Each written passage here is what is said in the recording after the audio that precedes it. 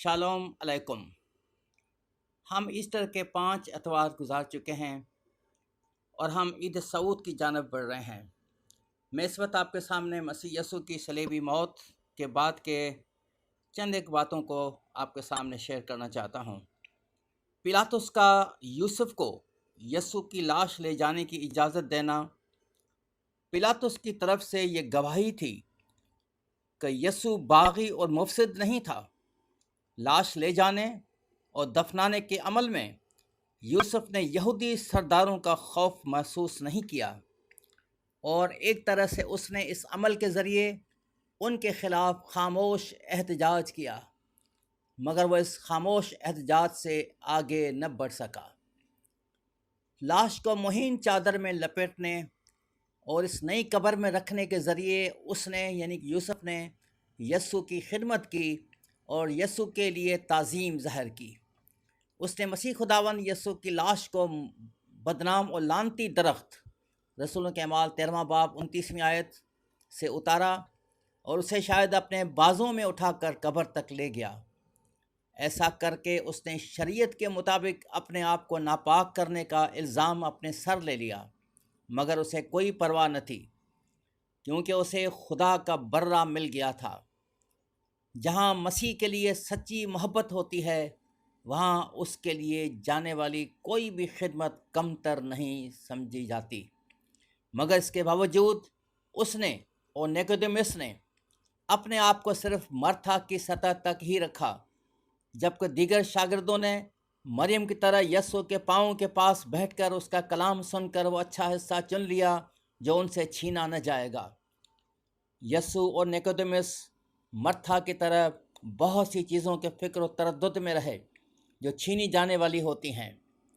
उन्होंने इस औरत की तरह अपना सब कुछ मसीह की खातिर न छोड़ा, जिसने अपना इतर दान तोड़कर सारे का सारा बेशकीमत इतर मसीह पर कुर्बान कर दिया। मगर पतरस और मत्ती जैसे शागिर्दों ने ऐसा किया।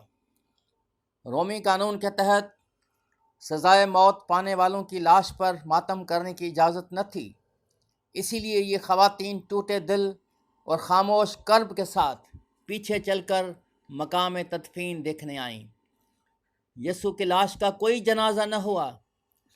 इस हस्ती का खामोश जनाजा ही मौजूम था, जिसकी बादशाही खामोशी और बग़ैर दिखावे की आती है। वो किसी दूसरे की कब्र में दफनाया गया। जैसे ज़िंदगी में उसके लिए सर धरने की जगह न थी, इसी तरह उसकी कब्र भी अपनी न थी, जो उसकी गुर्बत की एक मिसाल है। मगर उसमें भी एक भेद पाया जाता है। कब्र एक गुनहगार का वर्षा होती है, अय्यूब 24वां बाब 19वीं आयत।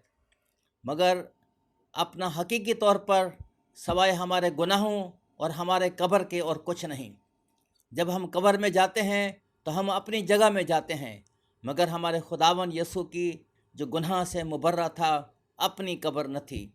लिहाजा ये ज़रूरी था कि उसे किसी दूसरे की कब्र में दफनाया जाए।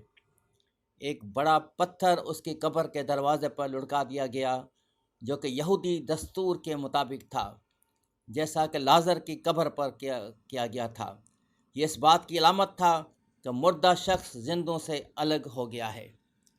मेरे अज़ीज़ों, हम सीख सकते हैं कि बावजूद दुनियावी मुश्किलात, मजहबी मुश्किलात, मुखालफत के, निकोदेमुस ने और यूसुफ ने वो काम किया जो कई और लोग नहीं कर सकते थे। आज भी बहुत से ऐसे लोग हैं जो खुदा के कलाम को खुदा के खादमों के पास बैठकर सीखने पर तरजीह देते हैं, और कई ऐसे हैं जो ये कहते हैं कि हम अपने घर पर ही दुआ कर सकते हैं, हम पढ़ सकते हैं, या हम टेलीविज़न पर हम पैगाम सुन सकते हैं, हम ऑनलाइन पैगाम सुन सकते हैं। मेरे अज़ीज़ों, ये सच्ची मोहब्बत है जो कि हम अमली तौर पर करते हैं और दिखाते हैं। और याद रखें कि जिस तरह से मैंने भी बताया कि मुर्दा शख्स जिंदों से अलग होता है, इसी तरह से इस ज़िंदगी के अंदर हम अपने आप को परखें कि हम ज़िंदा हैं या मुर्दा। अगर हम मुर्दा हैं तो यकीनी तौर पर हम बहुत से लोगों से अलग होंगे।